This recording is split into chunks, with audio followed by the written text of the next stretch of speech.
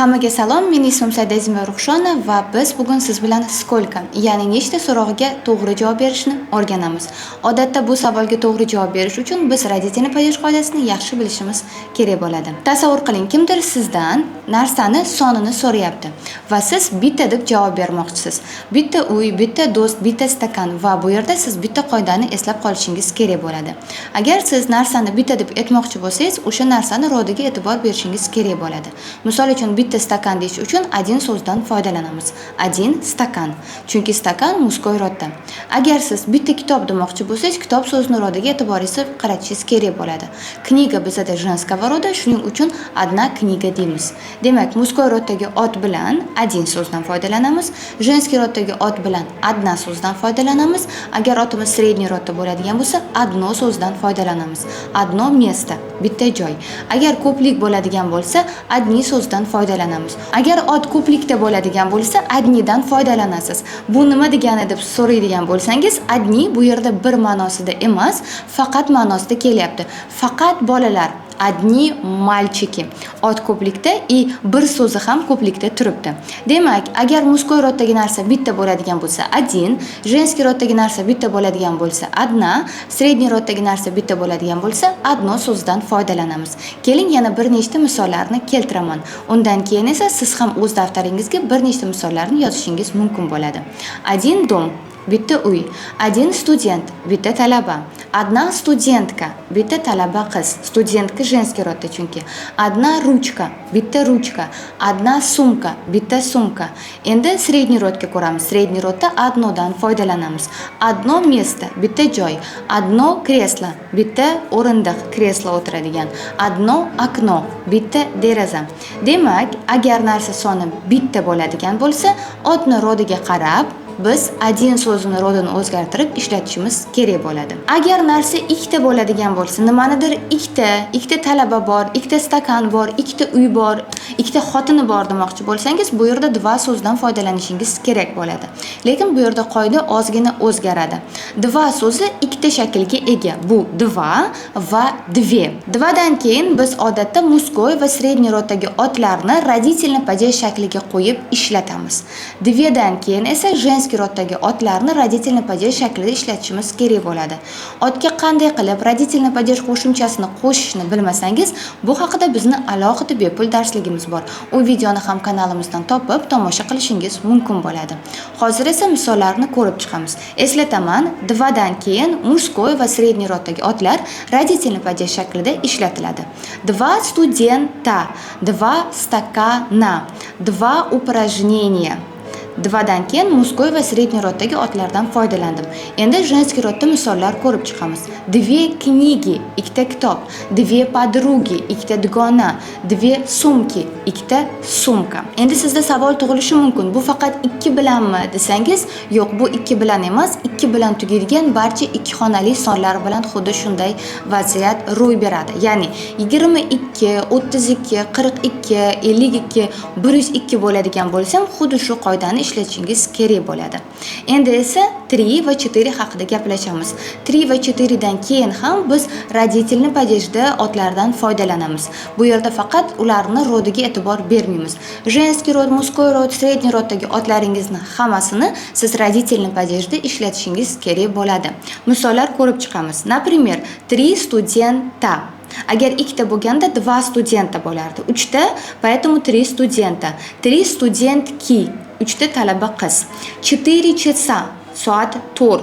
Или 4 minuty, 4 daqiqa. 4 письма, 4 ta maktub. E'tibor bergan bo'lsangiz, 3 va 4 dan keyin женский roddagi so'zni ham, muskoy roddagi so'zni ham, средний roddagi so'zni ham ishlatdim. Faqat ularni hammasi radiativniy padesh qo'shimchalarini olgan edi. Agar siz rus tilida 3 oyni ichida gapirishni xohlasangiz, sizni men o'zimizning maxsus kurslarga taklif qilaman.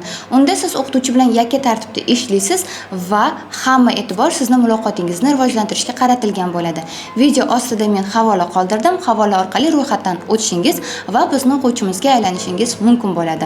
Biz esa skolka savoliga to'g'ri javob berishni o'rganishni davom ettiramiz. Sizdan nechta deb so'rashganda siz ko'p, kam degan so'zlar so'zlardan ham foydalanishingiz mumkin. Hozir shu so'zlar bilan tanishamiz. Birinchisi bu много. Nimanidir siz ko'p deb aytishingiz mumkin yoki bo'lmasam mало. Nimadir kam bo'lganda bu so'zdan foydalanasiz. Например, много студентов, ko'p talabalar, или мало студентов, kam talabalar. Keyingisi bu несколько, bir nechta. Несколько студентов, несколько вопросов, несколько мест. Bir nechta joy deyishingiz mumkin. Yana bitta ko'p ishlatiladigan so'z bu немного, ko'p emas. Mало kam bo'ladigan bo'lsa, немного ko'p emas.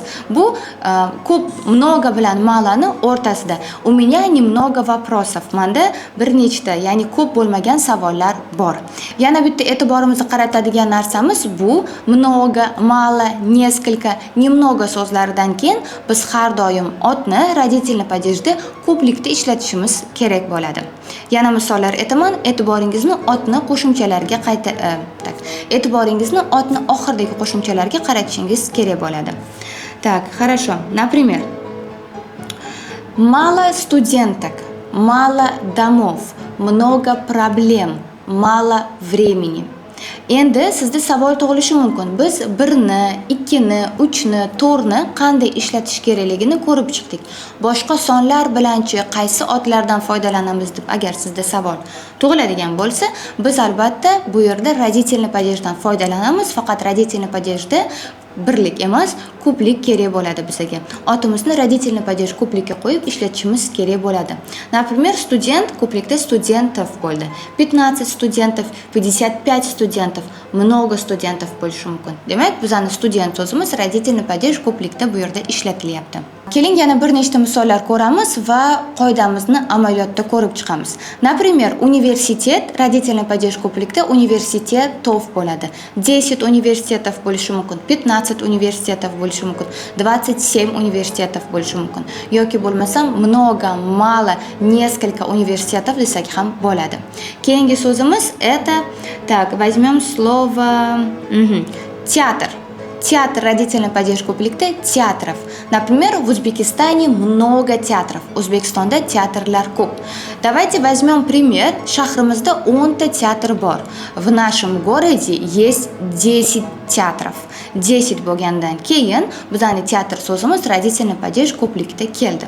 Endi bugun o'tgan barcha qoidamizni yana bir marta eslataman. Siz albatta buni eslab qoling. Eslab qolishga qiynaladigan bo'lsangiz, yozib olishingiz kerak bo'ladi. Сколько nechta deb sizga savol berishganida один, ya'ni birdan foydalanib javob beradigan bo'lsangiz, otni один ga moslashtirishingiz kerak bo'ladi. Один bilan biz мужской roddagi otlardan foydalanamiz, одна bilan женский roddagi otlardan foydalanamiz, одно bilan средний roddagi otlardan foydalanamiz. Agar ikkita demoqchi bo'lsangiz, два va две qoidasini eslashingiz kerak bo'ladi. Два dan keyin biz мужской va средний roddagi otlardan foydalanamiz va ular родительный падеж birlikda bo'lishi kerak. Две dan keyin biz женский roddagi otlardan foydalanamiz, ular родительный падеж birlik shaklida bo'lishi kerak. Много, мало, несколько, немного so'zlaridan keyin va boshqa sonlar bilan birgalikda biz родительный падеж ko'plik shaklidan foydalanishimiz kerak bo'ladi. Yana bir marta eslataman, родительный падеж qoidalarini unutgan bo'lsangiz, u haqida alohida videomiz bor va uni ham tomosha qilishingiz mumkin.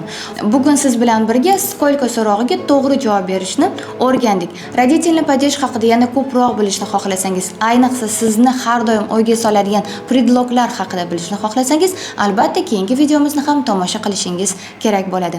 Keyingi videoda ko'rishguncha, xayr.